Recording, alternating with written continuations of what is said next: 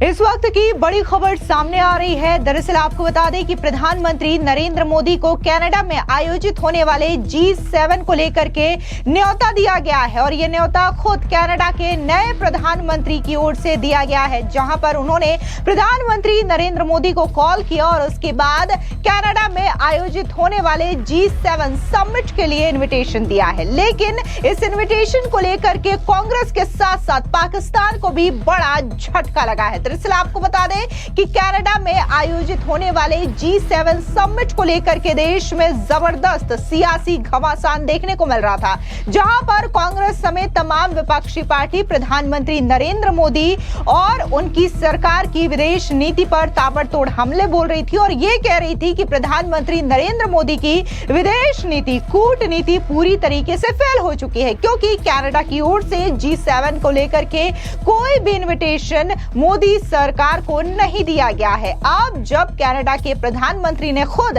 नरेंद्र मोदी को कॉल किया और G7 समिट को लेकर के ये इन्विटेशन दिया, तो न सिर्फ कांग्रेस की बोलती बंद हो गई, बल्कि कांग्रेस के बयानों को लेकर के हथियार बनाने वाले पाकिस्तान की बोलती भी बंद हो गई है।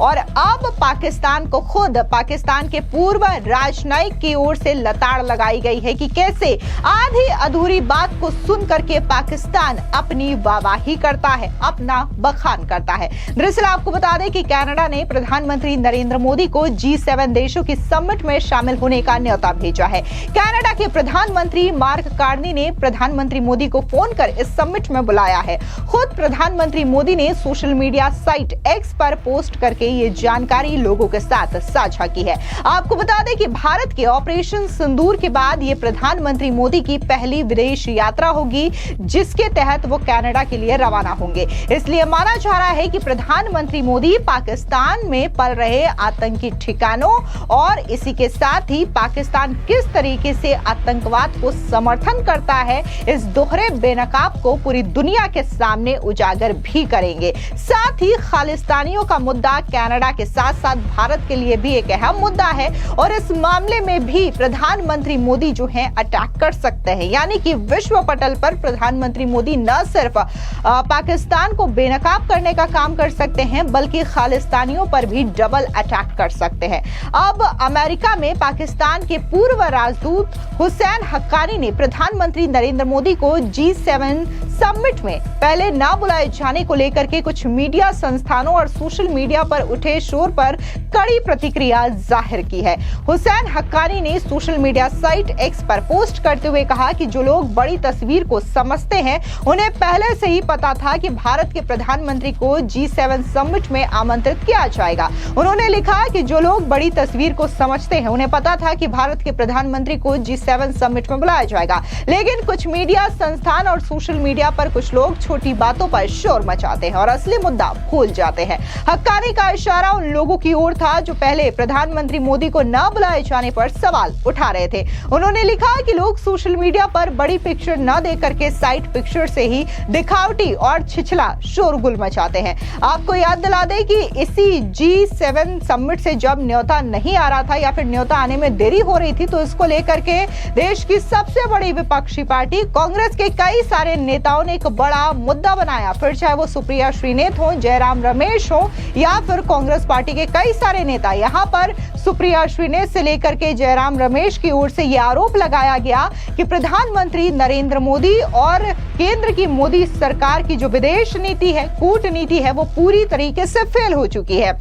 जब ऑपरेशन सिंदूर किया जाता है, सीज फायर किया जाता है, तो जो हमारे दोस्त देश थे वो हमसे दूर हो गए हैं, भारत अलग थलग हो गया है और अब तो कनाडा में होने वाले G7 शिखर सम्मेलन को लेकर के भी भारत को न्योता नहीं दिया जाता। लेकिन अब जब कनाडा के प्रधानमंत्री ने खुद फोन करके प्रधानमंत्री नरेंद्र मोदी को G7 शिखर सम्मेलन के लिए इनवाइट किया है और प्रधानमंत्री मोदी ने इस इनविटेशन को स्वीकार किया, किया तो कांग्रेस के साथ साथ पाकिस्तान की भी बोलती बंद हो गई। बता दें कि प्रधानमंत्री नरेंद्र मोदी इसी महीने कनाडा में होने वाले G7 शिखर सम्मेलन में शिरकत करेंगे। यह सम्मेलन 15 से 17 जून तक अल्बर्टा प्रांत में आयोजित किया जाएगा। कनाडा के प्रधानमंत्री मार्क कार्नी ने इस सम्मेलन में भाग लेने के लिए प्रधानमंत्री मोदी को आमंत्रण किया, जिसे उन्होंने सहर्ष स्वीकार किया। प्रधानमंत्री मोदी ने खुद सोशल मीडिया साइट एक्स पर इस बात की जानकारी साझा की। उन्होंने कनाडा के प्रधानमंत्री मार्क कार्नी से बात कर उन्हें चुनाव में जीत की शुभकामनाएं दी और G7 समिट में शामिल होने का निमंत्रण स्वीकार किया।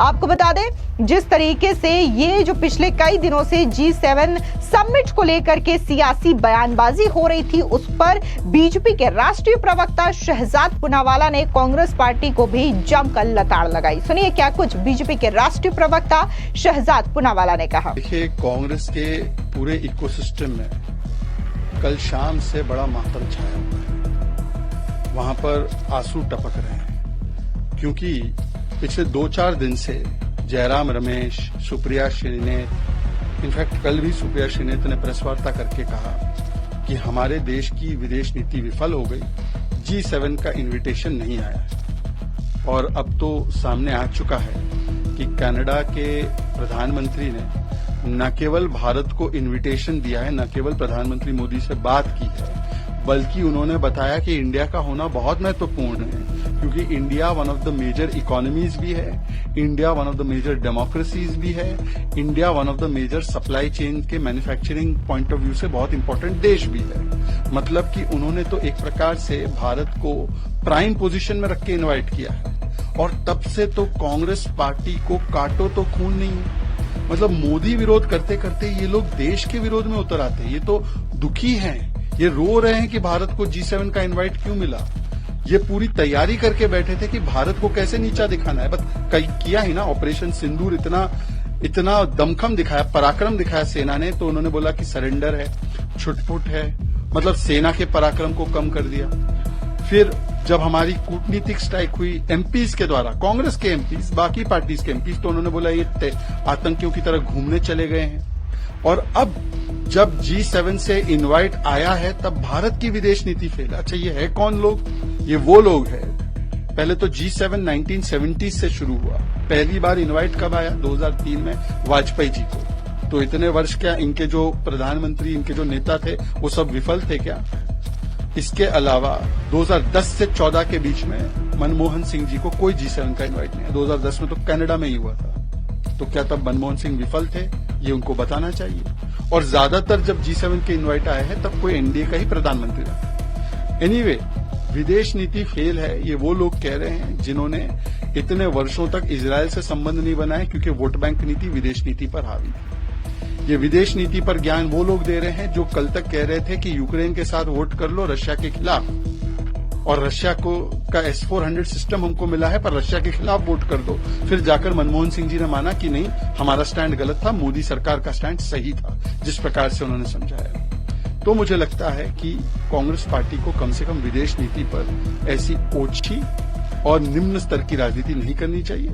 और अब G7 का इनवाइट आया है तो जयराम रमेश और सुप्रिया श्रीनेत अब प्रेस वार्ता करे और बताए कि ये विफल विदेश नीति है या ये सक्सेसफुल विदेश नीति है।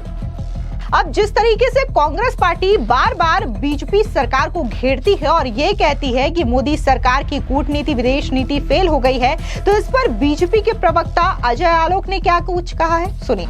नहीं, देखिए, कनाडा में सत्ता परिवर्तन होने के साथ ये अवश्यंभावी हो गया था कि भारत के संबंध पहले भी कनाडा से मधुर थे और आगे भी मधुर रहेंगे। हम किसी से संबंध बिगाड़ने में यकीन नहीं रखते हैं, लेकिन कोई अन्यथा दोष रोपण करेगा तो उसको हम बर्दाश्त भी नहीं करेंगे। हम चाहते हैं कि कनाडा में इतनी बड़ी संख्या में भारतीय मूल के लोग रहते हैं। कनाडा से हमारे संबंध आज के नहीं है, बहुत ऐतिहासिक संबंध है, और कनाडा से हमारे संबंध मजबूत बने रहें। और प्रधानमंत्री जी का बहुत बहुत शुक्रिया, कनाडा के प्रधानमंत्री जी का। उन्होंने हमारे प्रधानमंत्री जी को न्योता दिया और हमारे प्रधानमंत्री जी ने सहज स्वीकार किया। ये दिखाता है कि कहीं ना कहीं भारत और कनाडा की जड़ें बहुत मजबूत हैं। आपको बता दें कि जिस तरीके से कनाडा ने G7 को लेकर के प्रधानमंत्री मोदी को इनविटेशन दिया है, तो इस पर फॉर्मर डिप्लोमेट मंजू सेठ का बयान भी सामने आया। उन्होंने क्या कुछ इस इनविटेशन को लेकर के और कनाडा भारत के संबंधों में सुधार को लेकर के कहा, सुनिए उनका ये बयान। देखिए, जो हमारे हालात, जो रिलेशनशिप के हालात हो गए थे इंडिया कनाडा के पिछले 2 साल में previous prime minister Justin Trudeau के कार्यकाल में, तो बहुत ही एक बुरा, एक लो पॉइंट पहुंच गया था रिलेशनशिप में। और जब से नए प्राइम मिनिस्टर आए हैं वहाँ इलेक्शंस के बाद, मार्क कार्नी, तो उन्होंने एक अटेम्प्ट तो किया है, रीच आउट नहीं किया था अभी तक, लेकिन उन्होंने स्टेटमेंट्स तो दिए हैं कि वो इंडिया से सुधारना चाहेंगे रिलेशनशिप। और अभी जो G7 समिट वहाँ होस्ट कर रहे हैं कनाडा में, कैनेडियन प्राइम मिनिस्टर, तो उन्होंने इंडिया को इनवाइट किया है और ये साथ में ये भी कहा है कि इंडिया इम्पोर्टेंट कंट्री है, एक महत्वपूर्ण उनकी इकोनॉमी है, 5th लार्जेस्ट इकोनॉमी है, तो इसलिए वो उनको अवॉइड नहीं किया जा सकता। और साथ में हाँ ठीक है, टेंशन अभी भी चल रही है वो निज्जर केस को लेकर, लेकिन मेरा मानना है, क्योंकि दोनों डेमोक्रेसीज हैं, दोनों कंट्रीज का बहुत एक ट्रेडिशनल लॉन्ग टर्म बहुत बढ़िया रिलेशनशिप रहा है, पीपल टू पीपल कनेक्ट रहा है, और हमेशा से हाँ थोड़े उतार चढ़ाव आए हैं कनिष्का बॉम्बिंग के बाद, एंड ऑफ एंड ऑन, और अभी जो जस्टिन ट्रूडो के दौरान की कार्यकाल के दौरान, और मेनली आई थिंक खालिस्तानी जो वहाँ को सपोर्ट कर रहे हैं ये लोग, खालिस्तानी मूवमेंट को, आई थिंक ये सब लेके थोड़े तनाव आए हैं, लेकिन वो भी डिस्कस किए जाएंगे अभी। और एक अच्छा और जरूरी भी था, आप जब G7 आउटरीच पार्टनर्स आप बुलाते हैं, इनवाइट करते हैं, आपको सारे उन देशों को तो इनवाइट करना ही पड़ेगा जो इम्पोर्टेंट हैं, not only for bilateral ties, but जो इंटरनेशनल लेवल पे भी कुछ उनका महत्व है। तो इसलिए बहुत ये जरूरी था, मुझे लग रहा है, और उन्होंने कहा भी है कि हमें अवॉइड नहीं कर सकते थे। दरअसल आपको बता दें कि हरदीप निज्जर की हत्या के मामले में कनाडा के तत्कालीन प्रधानमंत्री ट्रूडो ने गंभीर आरोप भारत पर लगाए थे। कनाडा में कार्नी के पद संभालने के बाद अब देखने को मिल रहा है कि भारत और कनाडा के संबंधों में बेहतरी की उम्मीद हो रही है, और इसी वजह से जब ये इनविटेशन आया है तो माना जा रहा है कि कनाडा और भारत के संबंध और भी ज्यादा मजबूत होंगे, क्योंकि कनाडा को ये मानना पड़ रहा है कि भारत अब दुनिया में एक उभरती हुई शक्ति है, और जिस तरीके से भारत इस वक्त दुनिया की 4थी सबसे बड़ी इकोनॉमिक कंट्री बन के उभरा है, तो इसको भी कनाडा मानता है। इसलिए भारत को कनाडा इग्नोर नहीं कर सकता, जिसकी वजह से भारत के साथ कनाडा को संबंध अच्छे बनाने पड़ रहे हैं। फिलहाल इस पूरी खबर पर आपकी क्या राय है, कमेंट सेक्शन में जरूर बताएं। धन्यवाद।